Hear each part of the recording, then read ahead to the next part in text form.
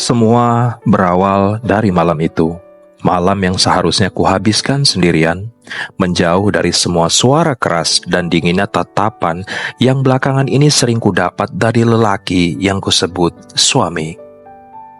Rumah kami tak lagi hangat, kata-kata tak lagi jadi jembatan, yang tersisa hanya diam yang menyesakan dan pertengkaran kecil yang entah kenapa bisa berubah jadi pertengkaran besar. Hari itu aku keluar rumah tanpa banyak bicara. Ia hanya menoleh sekilas, matanya lelah tapi bukan karena pekerjaan, karena aku, karena kami. Langit Jakarta sudah gelap ketika aku tiba di hotel itu. Bukan hotel mewah tapi cukup tenang. Aku hanya ingin tempat yang bisa membuatku merasa bernapas kembali. Rasanya dadaku sudah terlalu penuh seperti akan meledak kapan saja. Tapi yang paling menyedihkan adalah tak ada satupun air mata yang bisa jatuh, seolah tubuhku bahkan lelah untuk menangis. Aku masuk ke bar kecil yang ada di sisi lobi. Tempat itu sepi, hanya ada beberapa orang duduk di pojok dengan wajah yang sama sepertiku, lelah. Aku memilih duduk di meja paling ujung dekat jendela. Dari situ aku bisa melihat hujan rintik turun perlahan. Aku suka hujan. Dulu, sekarang, entahlah. Hujan pun seolah kehilangan makna. Aku memesan minuman, bukan wine mahal atau koktail dengan nama yang sulit disebut. Hanya soda lemon. Sesuatu yang ringan. Aku bahkan tak tahu kenapa aku memilih itu. Tanganku menggenggam gelas yang sudah kosong. Jemariku gemetar sedikit, entah karena dingin atau karena isi pikiranku yang berkecamuk tak karuan. Aku ingin menangis, tapi mataku kering. Aku ingin pulang, tapi rumahku bukan lagi tempat yang terasa aman. Aku ingin bicara, tapi tak ada siapapun yang bisa aku percaya. Sendiri juga, suara itu datang dari sampingku. Lelaki, suaranya dalam, tapi hangat.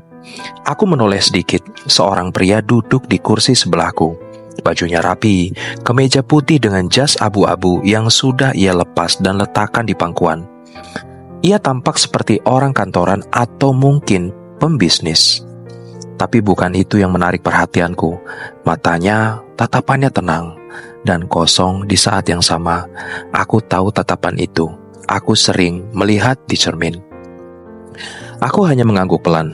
Dia tak langsung bicara lagi. Kami hanya duduk saling diam, tapi anehnya diam bersama tak membuatku gelisah. Ada semacam kenyamanan asing yang entah kenapa muncul. Lucu ya, katanya akhirnya. Tempat ini seperti tempat orang-orang yang ingin lari tapi gak tahu kemana. Aku menoleh. Ia tersenyum tipis. Senyum yang tidak benar-benar bahagia. Senyum yang terlatih, seperti senyum yang selalu dipakai agar orang lain tak bertanya lebih jauh. Kamu juga sedang lari? Tanyaku. Ia mengangguk sambil menyesap minumannya. Atau mungkin cuma butuh tempat untuk tidak merasa kosong. Kalimat itu mengendap di pikiranku. Kosong ya? Itu yang kurasa selama ini. Di rumah, di tempat kerja, bahkan dalam tidurku. Seperti hidup tapi tidak benar-benar hidup. Namaku Arga, katanya menoleh padaku. Kamu? Aku ragu sejenak, tapi entah kenapa aku menjawab. Rani. Kami kembali bicara tentang hal-hal kecil, tentang hujan yang tak pernah bisa ditebak kapan datang dan pergi. Tentang pekerjaan yang melelahkan, tentang pasangan yang tidak lagi mendengar. Kami tidak menyebut nama pasangan kami, tidak menyebut status pernikahan, tapi dari caranya bicara, aku tahu dia juga patah, sama sepertiku. Aku sudah menikah 5 tahun, ucapnya tiba-tiba. Aku diam.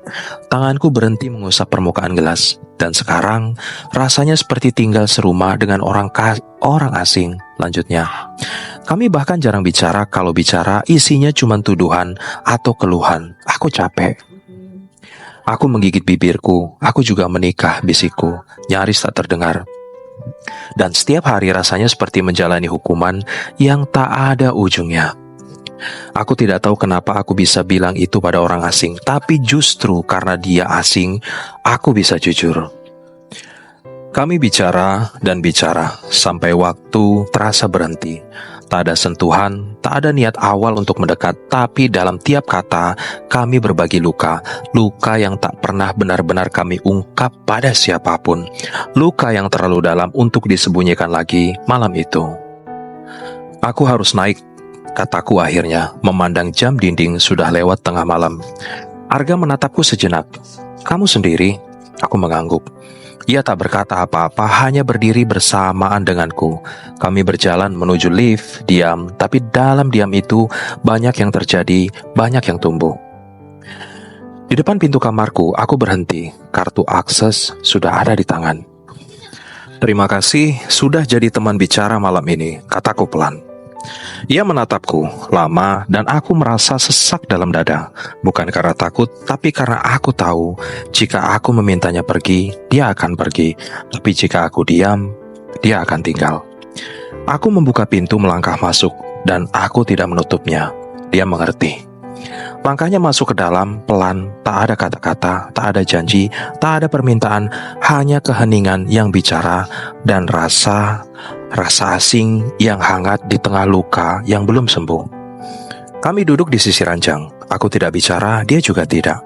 Tangannya menyentuh pundakku perlahan, bukan nafsu, tapi seolah bertanya, apa kamu masih ingin merasa hidup? Dan aku mengangguk. Malam itu, tak ada cinta, tak ada kata.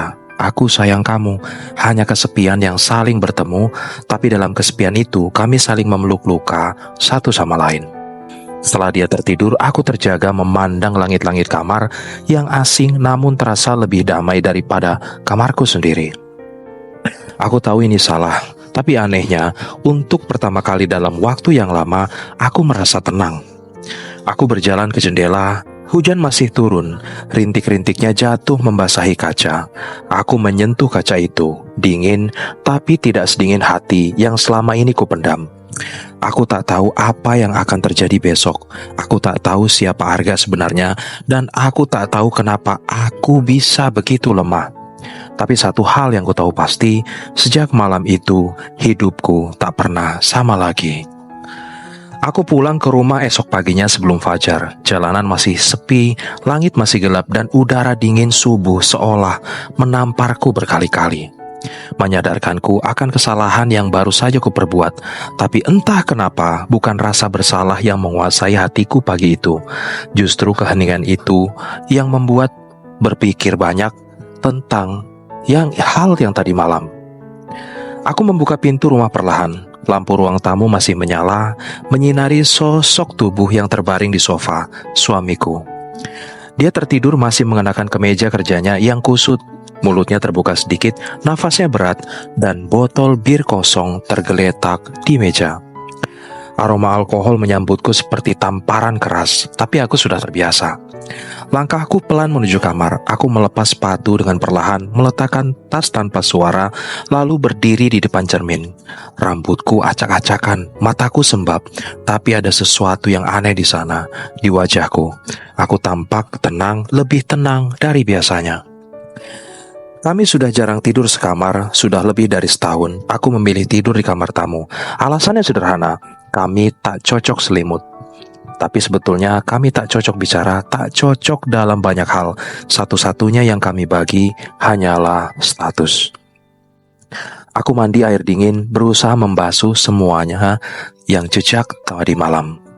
Tapi yang tak bisa kuhapus adalah ingatanku tentang suara tawa pria itu, tentang matanya yang hangat, tentang pelukan yang terasa seperti rumah, padahal ia bukan siapa-siapa bagiku. Arga, nama itu belum ku ketahui saat kami bersama, tapi tatapannya, caranya bicara, semua itu terlalu melekat. Bahkan ketika aku mencoba pura-pura lupa, semuanya tetap muncul dalam ingatan. Di sela-sela aku menyeduh kopi, di sela-sela aku menghapus email di kantor, bahkan saat aku berdiri sendiri di lift, aku mendengar suaranya di kepalaku. Siapa dia sebenarnya?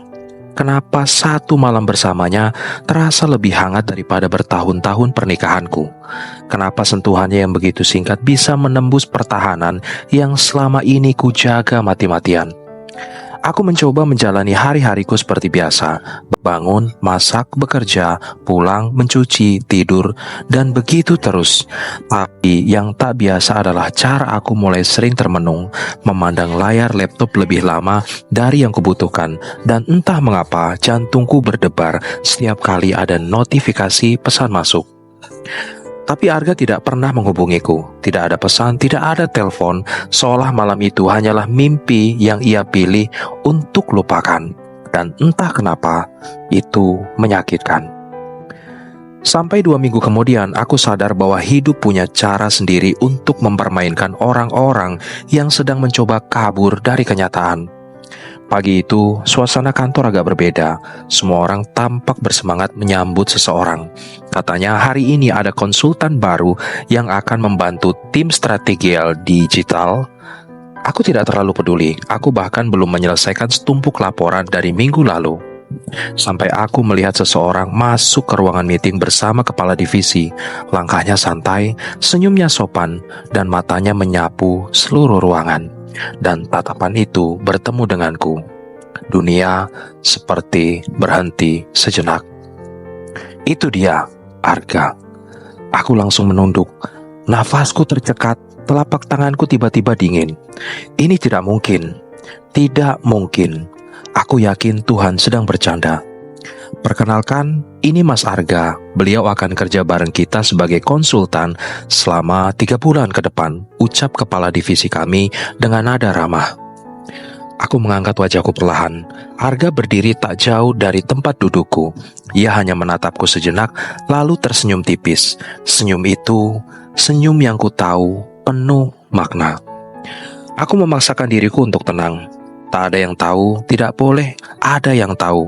Ini hanya kebetulan, hanya 3 bulan, aku hanya perlu profesional. Tapi semua itu hanya kata-kata, karena kenyataannya, sejak hari itu segalanya menjadi semakin rumit.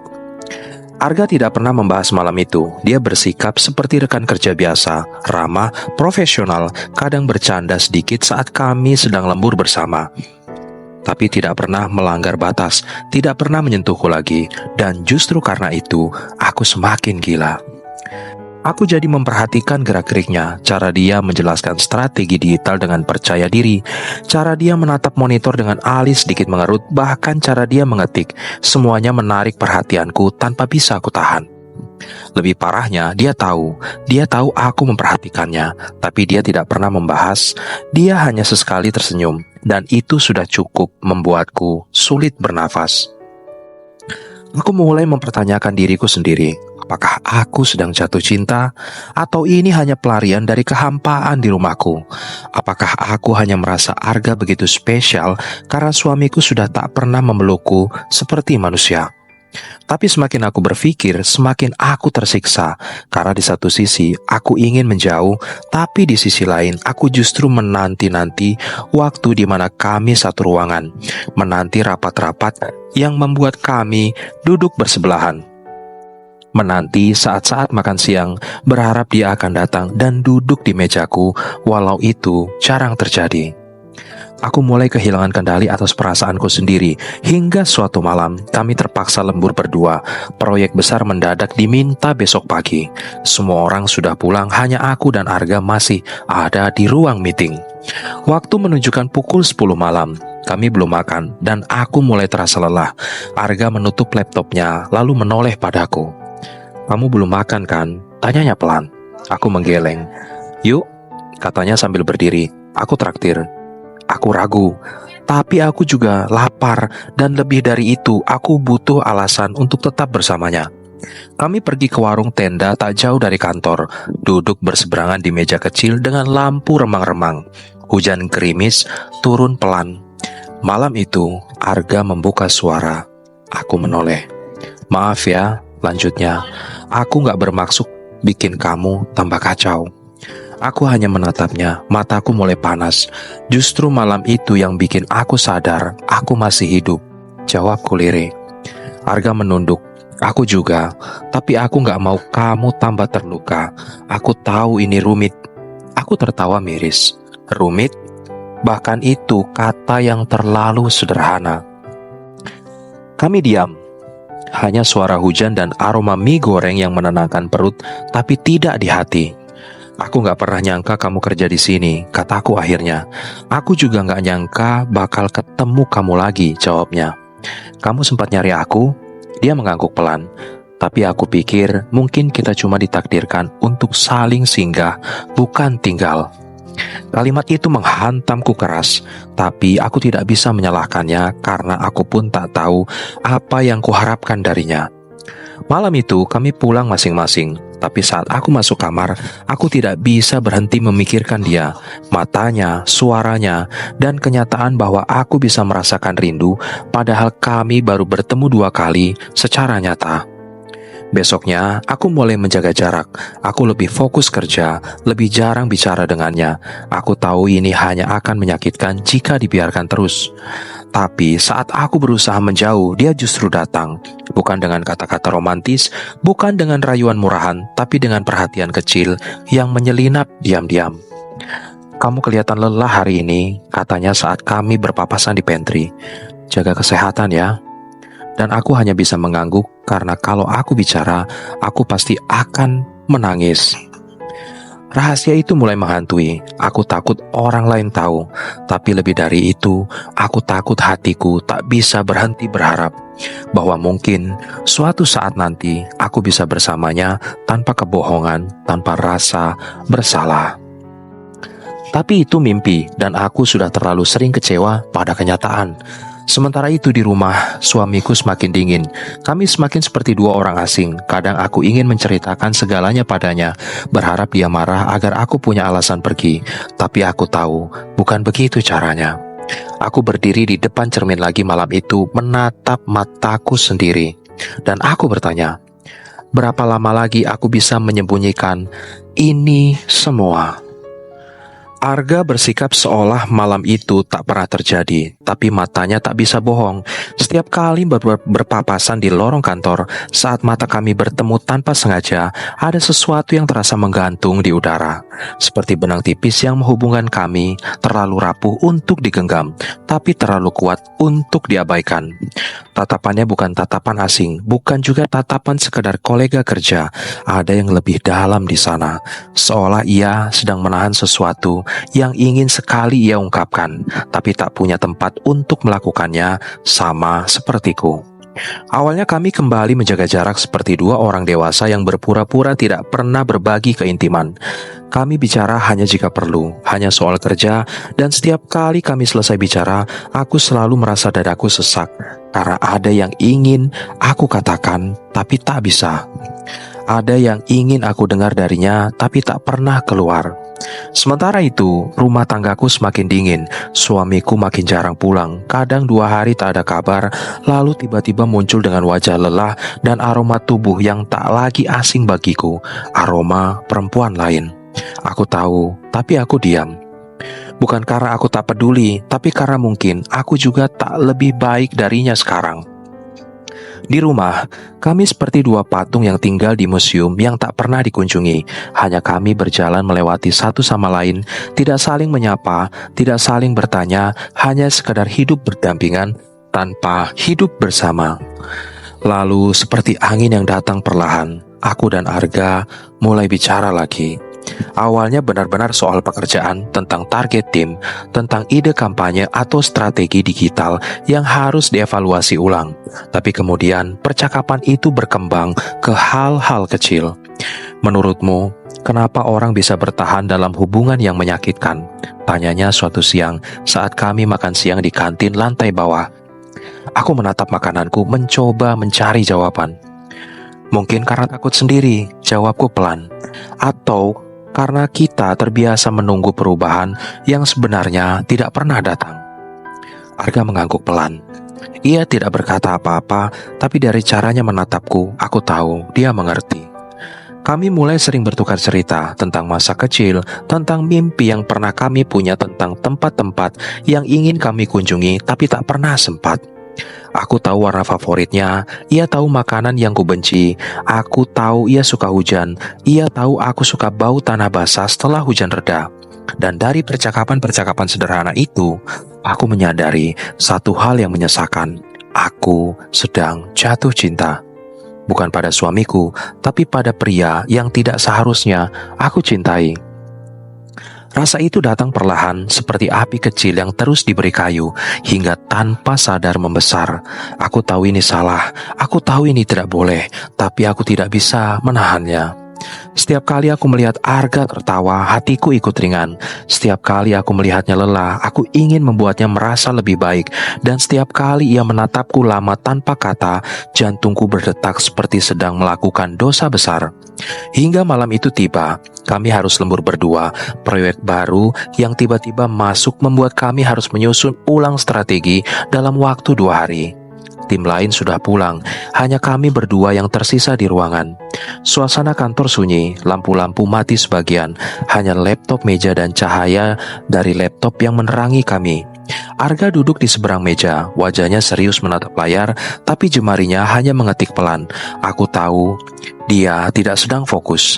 Aku tahu ini salah, ucapnya tiba-tiba menoleh. Aku menghentikan gerakanku. Tapi kenapa rasanya benar, lanjutnya. Aku terdiam. Kata-kata itu menusukku, membuatku ingin menangis karena aku pun merasakannya. Rasa bersalah dan kelegaan yang aneh campur jadi satu. Aku menatap layar laptopku, tapi pikiranku jauh. Aku tak tahu harus berkata apa. Tak ada jawaban yang bisa membenarkan apa yang kami rasakan. Tapi tak ada juga alasan yang cukup kuat untuk mengingkarinya. Aku juga takut, bisikku akhirnya.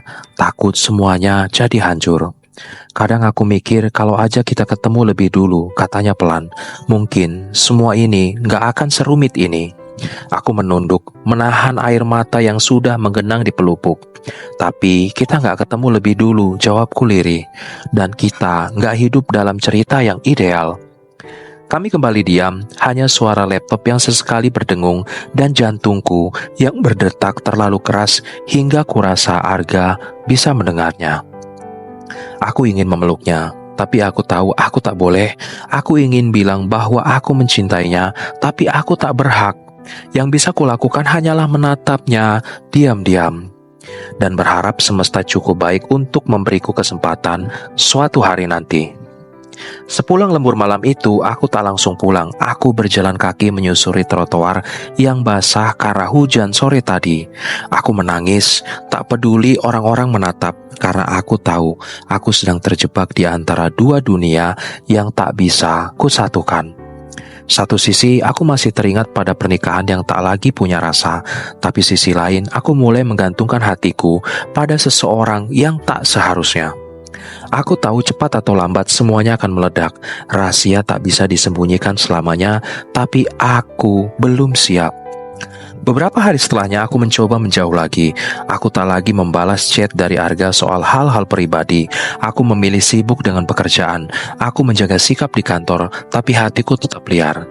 Malam-malamku tetap dipenuhi bayangannya, dan rumahku tetap sunyi. Suamiku makin sering tak pulang. Aku sudah tak peduli. Yang menyakitkan adalah aku tak lagi merasa kehilangan. Sampai suatu sore, Arga menghampiriku di pantry saat aku sedang menyeduh kopi. Aku tahu kamu sedang menjauh, ucapnya perlahan. Aku tak menjawab. Kalau itu bisa bikin kamu merasa aman, aku ngerti, lanjutnya. Aku menatap matanya, ia tampak lelah, tapi ada ketulusan yang tak bisa aku sembunyikan. Aku takut kehilangan kendali, kataku. Kita sudah kehilangan sejak malam itu, Ran. Aku terdiam, menatap kopi yang masih mengepul di gelas. Suaranya lembut, tapi menghantam terlalu dalam. Aku tahu aku gak bisa minta kamu milih apa-apa, kata Arga pelan. Tapi aku juga gak bisa pura-pura gak merasa apa-apa. Aku ingin memeluknya saat itu juga, tapi yang kulakukan hanya berdiri kaku dengan nafas tercekat. Hari-hari berikutnya aku jalani dengan rasa yang semakin berat. Aku merasa hidupku seperti berada di persimpangan tanpa tanda arah. Di satu sisi ada pernikahan yang sudah lama mati, tapi masih mengikatku dengan status dan nama baik. Di sisi lain ada Arga, pria yang tak pernah menjanjikan apa-apa, tapi membuatku merasa hidup kembali. Aku mulai menulis di buku harianku lagi. Setiap malam, aku mencurahkan semua perasaanku tentang rasa sakit, tentang cinta yang tak bisa kumiliki, tentang kebingungan yang tak pernah berakhir. Kadang, aku menulis namanya hanya untuk melihat bagaimana tulisan itu terasa begitu dekat, tapi tetap saja jauh. Aku tahu aku sedang terjebak di antara dua dunia, dan yang paling menyedihkan adalah aku tak yakin mana yang lebih menyakitkan. Tinggal dalam hubungan yang kosong atau mencintai seseorang yang tak bisa aku genggam. Dan malam-malamku kembali sunyi. Tapi kali ini bukan karena kesepian, tapi karena aku menyadari cinta pun bisa jadi beban saat ia datang di waktu yang salah. Arga mulai sering mengirim pesan, bukan pesan manis yang menyebutkan cinta, bukan pula kalimat gombal seperti yang dulu sering kuterima saat awal-awal menikah dengan suamiku. Tapi justru hal-hal kecil, perhatian yang diam-diam menyusup ke celah hatiku yang selama ini terasa kosong. Kamu udah makan belum? Hari ini kamu terlihat capek, semoga gak lupa istirahat ya. Jangan kerja terus Ran, jaga dirimu. Aku tahu, semestinya aku menjaga jarak. Tapi setiap kali notifikasi dari Arga muncul di layar ponselku, hatiku seperti dipeluk. Ada ketenangan yang aneh, ada senyum yang tak bisa kutahan, dan itu membuatku takut. Sebab aku masih bersuami. Aku masih punya cincin kawin yang kupakai setiap hari, meski tak lagi kupahami apa maknanya. Aku masih tinggal di rumah yang dulu pernah kubangun bersama harapan, walau kini hanya dihuni dua jiwa yang sama-sama kosong. Aku masih punya janji yang dulu kuucapkan dengan penuh keyakinan, tapi sekarang hanya tinggal rangkaian kata tanpa rasa. Dan Arga hadir di tengah semuanya, seperti pelarian, seperti pelipur, tapi juga seperti angin segar yang membuatku bisa bernafas lagi. Dan dari semua yang rasa yang memenuhi hatiku, satu yang paling sulit kutolak adalah kenyataan bahwa bersamanya aku merasa hidup kembali. Namun perasaan ini salah bukan?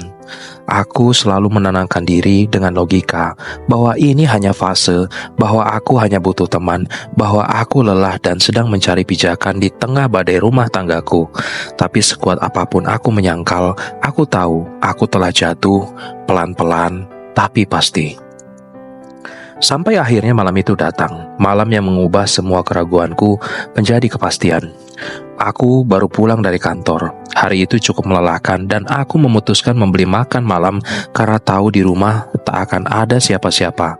Suamiku sudah 2 hari tak pulang. Seperti biasa, tak ada kabar, tak ada penjelasan, dan aku tak lagi menuntut. Aku melewati sebuah tempat parkir yang tidak jauh dari restoran tempat aku membeli makanan. Lampu mobil menyala redup dari kejauhan, dan entah mengapa pandanganku tertarik pada mobil hitam yang sangat familiar. Itu mobil suamiku. Aku menghentikan langkahku, mataku menajam. Di dalam mobil samar-samar terlihat 2 sosok, seorang pria dan wanita. Mereka terlalu dekat, terlalu intim, dan saat kepala wanita itu menyender di bahunya, aku tahu hatiku seperti diremas. Aku tak tahu kekuatan dari mana yang membawaku mendekat. Tapi aku tetap berjalan pelan, menahan nafas. Aku berhenti beberapa meter dari mobil itu, cukup dekat untuk melihat jelas. Dan saat itu terjadi, saat bibir suamiku menyentuh bibir perempuan lain, hatiku membeku. Aku berdiri di sana, diam, seolah tubuhku membantu. Suara-suara di sekitarku menghilang, yang tersisa hanya denyut keras di telingaku dan rasa perih yang menusuk dada, seperti ditusuk pelan-pelan. Aku tidak tahu berapa lama aku berdiri di situ, tapi aku tahu saat mereka menyadari keberadaanku, suamiku langsung menarik diri dari perempuan itu. Wajahnya pucat, kaget, tapi tidak menyesal. Aku berbalik dan berjalan pergi, tidak berlari, tidak menangis, tapi langkahku berat seperti menahan sesuatu yang hendak pecah. Dan akhirnya sesampai di rumah, aku menutup pintu dan roboh di depan sofa. Dan disitulah aku menangis, tapi bukan karena dikhianati, bukan karena merasa sakit hati atas apa yang kulihat. Aku menangis sekarang karena perasaanku pada Arga tak lagi bisa kuanggap sekedar pelarian. Aku menangis karena aku tahu aku bukan satu-satunya yang menyimpan rahasia. Rasa bersalah yang selama ini menghantui perlahan berubah menjadi pembenaran bahwa mungkin aku juga pantas merasa dicintai lagi, bahwa mungkin aku tidak salah jika mulai membuka hati, dan yang lebih menyesakan dada adalah aku sadar aku tak lagi ingin memperbaiki pernikahanku. Keesokan harinya aku datang ke kantor dengan mata sembab. Aku berusaha menutupinya dengan make up, tapi Arga langsung tahu. Dia hanya menatapku saat aku datang, lalu mengangguk kecil, seolah berkata, "Aku di sini." Hari itu, aku tidak bicara banyak, tapi saat sore menjelang, Arga menghampiriku di ruang kerja. "Kamu gak apa-apa?" Aku menoleh, hanya mengangguk, tapi mataku tak bisa bohong. "Kamu bisa cerita kapanpun kamu siap," katanya pelan. Aku menatapnya, dan entah kenapa untuk pertama kalinya aku ingin bicara. Aku ingin melepaskan semua beban yang selama ini kupendam sendiri. Malam tadi, aku lihat dia, ucapku lirik. Arga menatapku lekat. Dengan perempuan lain di mobilnya. Hening sesaat, lalu ia mendekat, menaruh tangannya di meja. "Aku minta maaf," ucapnya pelan. "Jangan," jawabku, "ini bukan salahmu." "Aku tetap sedih," katanya. Matanya menatapku dalam, "Karena kamu terluka." Aku menahan nafas, mataku mulai berkaca-kaca lagi. Aku gak tahu kenapa, Arga, tapi sekarang aku gak bisa lagi pura-pura gak punya perasaan. Arga diam, ia menunduk sejenak, lalu menatapku lagi. Aku juga gak bisa. Aku berdiri, tidak bisa lagi menahan air mata yang jatuh perlahan di pipiku. "Kalau kamu peluk aku sekarang, aku gak akan bisa menolak," bisikku. Ia tidak langsung mendekat, tapi saat langkahnya maju dengan lengannya melingkari tubuhku, aku merasa seperti pecahan diriku yang berserakan kembali menyatu. Dalam pelukannya, aku tidak merasa bersalah, aku hanya merasa pulang. Hari-hari setelahnya seperti badai dan pelangi yang datang bersamaan. Hubunganku dengan Arga semakin dalam. Kami tetap berhati-hati, tidak menunjukkan apa-apa di depan orang lain. Tapi setiap detik bersamanya, aku merasa menemukan bagian dari diriku yang sudah lama hilang.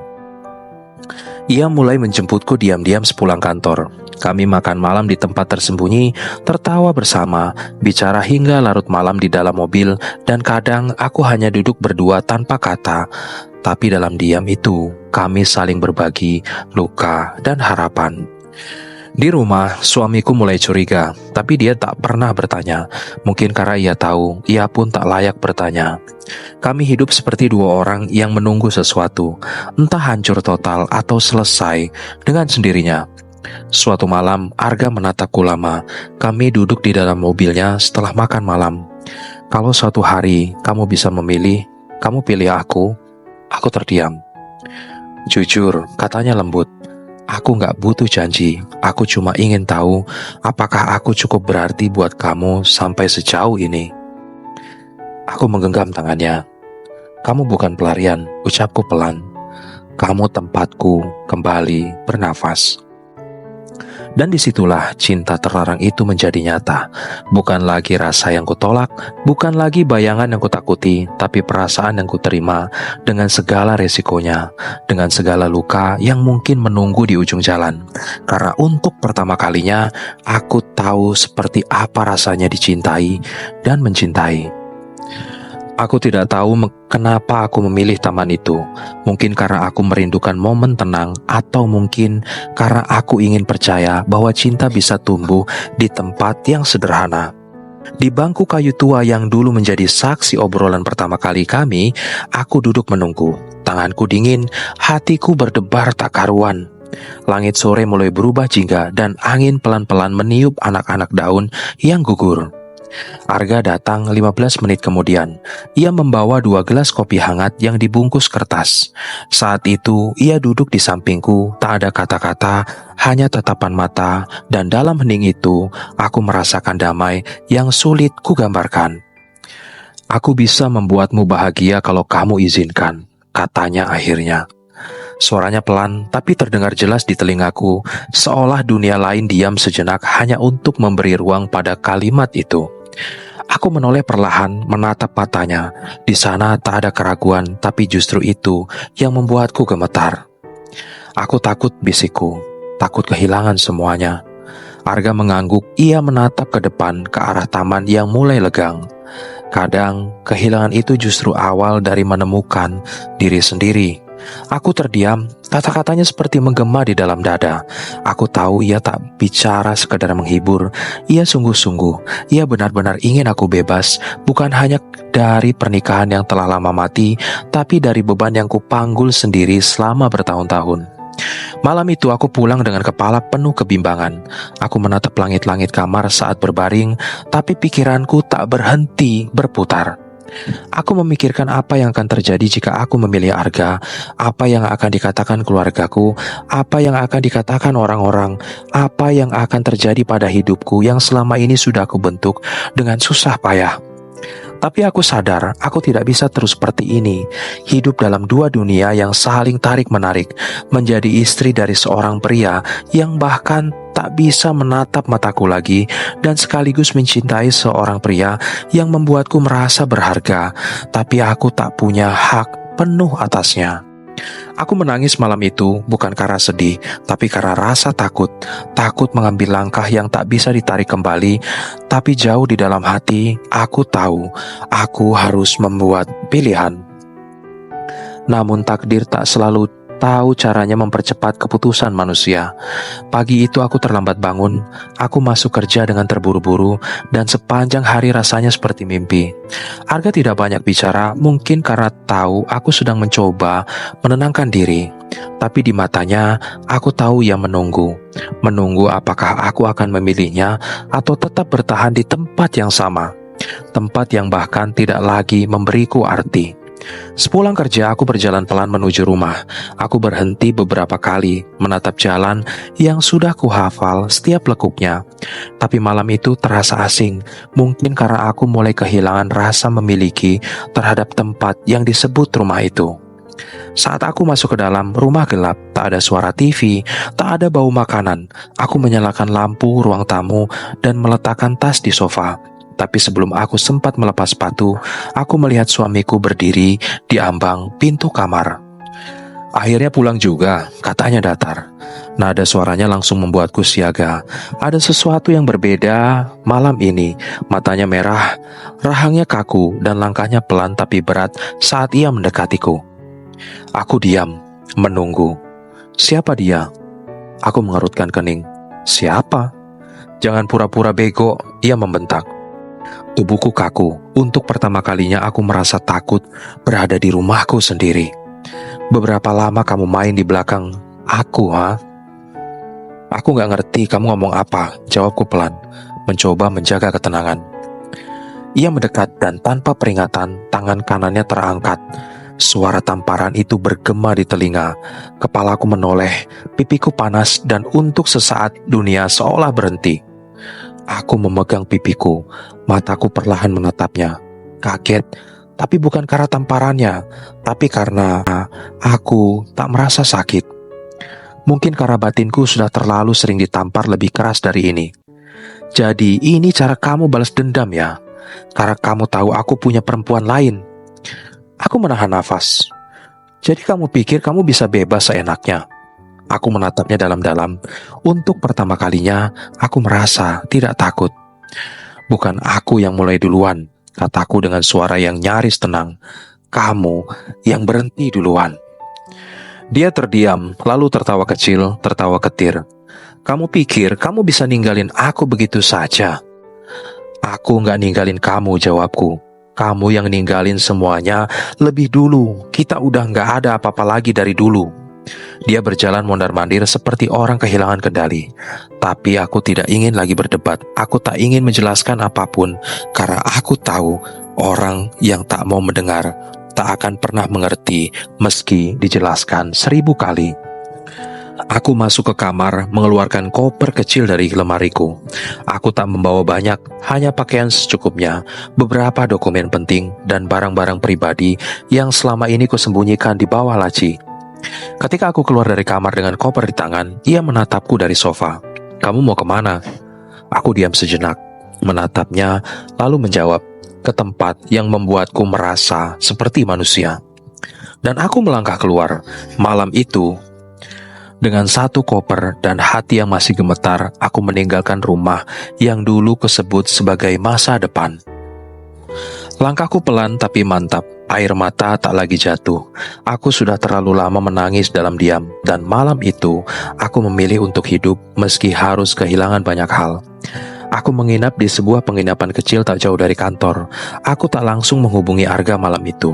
Aku butuh waktu untuk diriku sendiri.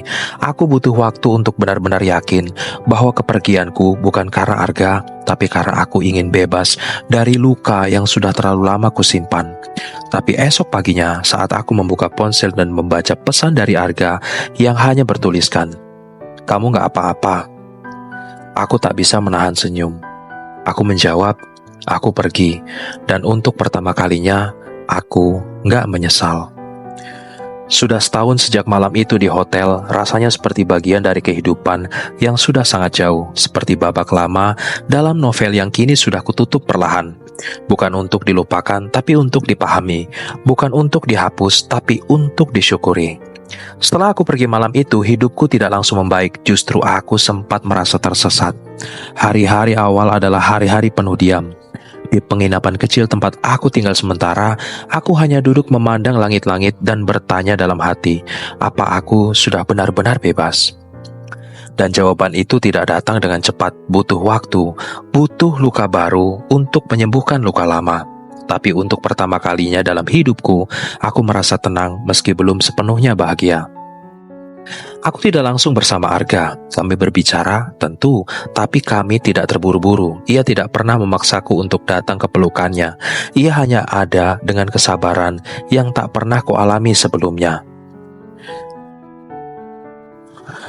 Ia mengirimkan pesan-pesan hangat, sesekali menelpon untuk memastikan aku makan, dan beberapa kali datang diam-diam hanya untuk memastikan aku tidur dengan cukup. Aku pernah bertanya kepadanya, "Kenapa kamu gak marah karena aku menjauh dulu?" Dan ia hanya tersenyum kecil, "Karena kamu bukan milikku, kamu milik dirimu sendiri. Aku cuma pengen ada saat kamu merasa layak untuk dicintai, bukan saat kamu sedang butuh pelarian." Itu membuatku menangis. Arga tidak pernah menuntut. Dia hadir dengan cara paling sederhana, tapi paling dalam. Beberapa bulan setelah itu, aku memutuskan pindah ke kota lain. Sebuah kota yang lebih tenang, lebih kecil, tapi hangat. Aku ingin memulai hidup baru dari titik nol. Bukan sebagai seorang istri, bukan sebagai seseorang yang sedang lari, tapi sebagai aku, Rani. Perempuan yang ingin merajut ulang kehidupannya dengan tangannya sendiri. Aku mendapat pekerjaan di sebuah penerbit lokal sebagai editor freelance. Hari-hariku diisi dengan membaca naskah, menata kalimat, dan sesekali menulis kembali tentang hidup, tentang luka, tentang harapan. Setiap sore aku berjalan kaki pulang, menikmati angin, menikmati suara burung-burung yang kembali ke sarangnya. Aku belajar menemukan kembali kenikmatan dalam kesunyian. Bukan karena sepi, tapi karena aku benar-benar berdamai dengan diriku sendiri. Arga datang perlahan. Ia tidak langsung pindah ke kota, tapi kami tetap terhubung. Kami saling menulis, menulis, karena di antara kami, kata-kata adalah jembatan paling jujur. Ia sering mengirim surat elektronik, kadang puisi pendek, kadang hanya satu kalimat sederhana, seperti, "Aku rindu tenangmu," atau "Kapan kamu terakhir menyiram bunga di balkon?" Lama-lama aku tersenyum setiap kali melihat namanya di kotak masuk. Setahun berjalan, luka-luka lama perlahan menutup. Bukan tanpa bekas tentu, tapi bekas itulah yang membuatku tahu seberapa jauh aku bertahan. Dan saat aku tak lagi membenci masa lalu, saat aku bisa menyebut nama suamiku tanpa dendam, saat aku bisa memeluk diriku sendiri tanpa merasa kurang, Arga datang, tidak sebagai penyelamat, tapi sebagai teman yang tidak pernah pergi. Hari itu, hujan turun sejak siang. Aku sedang duduk di balkon kecil apartemenku sambil membaca naskah dari penulis baru. Kopi sudah hampir habis, rambutku berantakan karena angin, dan aku tidak terlalu peduli. Tiba-tiba, bel apartemen berbunyi. Kupikir itu kurir, tapi saat kubuka pintu, di sanalah dia, Arga, basah kuyup dengan rambut berantakan dan jaket yang sudah lengket di tubuhnya. Ia membawa sekotak kecil di tangan kiri. Aku membeku, jantungku seperti lupa caranya berdetak. "Aku tahu ini mendadak," tanya pelan, "tapi aku cuma butuh 5 menit. Aku membiarkannya masuk, memberi handuk, menyeduhkan teh panas, tapi kami tidak banyak bicara. Kami hanya duduk berdampingan di ruang tamu. Hujan di luar makin deras, dan di dalam aku merasakan ketenangan yang aneh, seperti hati ini tahu bahwa sesuatu akan berubah malam ini. Lalu ia membuka kotak kecil itu, bukan cincin mewah, bukan berlian berkilau. Di dalamnya hanya ada sepotong kertas kecil dengan tulisan tangan Arga. Setelah semua luka itu, maukah kamu hidup bersamaku, bukan karena takut ditinggalkan, tapi karena kamu tahu rasanya dicintai sepenuhnya. Aku menatapnya, matanya bergetar, tangannya sedikit gemetar, dan dadaku penuh dengan sesuatu yang tak bisa aku ucapkan. Aku menangis, bukan karena sedih, tapi karena akhirnya setelah semua luka, semua kehilangan, semua pengkhianatan, aku tahu malam itu di hotel mungkin salah, tapi juga malam yang menyelamatkanku, malam yang membawaku ke titik nol, malam yang menghancurkan semua topeng dalam hidupku, malam yang anehnya mengizinkanku mulai ulang dari tempat yang paling jujur. Aku tidak langsung menjawabnya, tapi aku menggenggam tangannya dan ia mengangguk seolah tahu bahwa hatiku sudah menjawab lebih dulu sebelum bibirku berkata. Beberapa bulan setelah itu kami menikah, tidak besar, tidak mewah, hanya aku dan dia dan beberapa teman dekat. Kami menikah di taman kecil di kota yang jauh dari keramaian, di bawah pohon besar yang daunnya jatuh pelan-pelan. Kami mengucap janji yang tidak kami hafal, tapi kami pahami sepenuh hati. Aku tidak mengenakan gaun putih panjang, hanya dress sederhana, dan dia hanya mengenakan kemeja biru tua dan sepatu sneakers kesayangannya. Tapi hari itu, aku merasa paling cantik. Karena aku tahu untuk pertama kalinya aku mencintai bukan karena harus, tapi karena ingin. Sejak malam itu di hotel, hidupku memang tidak pernah sama lagi. Dulu, aku pikir aku sudah rusak. Aku pikir aku tidak layak dicintai lagi. Aku pikir hanya akan mengulang kesalahan yang sama dan tersesat lebih dalam. Tapi ternyata hidup memang selalu punya caranya menyembuhkan. Kadang dengan cara yang kita anggap dosa, kadang dengan luka yang justru membawa kita pulang. Dan sekarang aku bahagia, bukan bahagia yang sempurna, tapi bahagia yang nyata. Bahagia karena aku memilih untuk mencintai diriku sendiri sebelum mencintai siapapun lagi. Dan Arga adalah bagian dari perjalanan itu.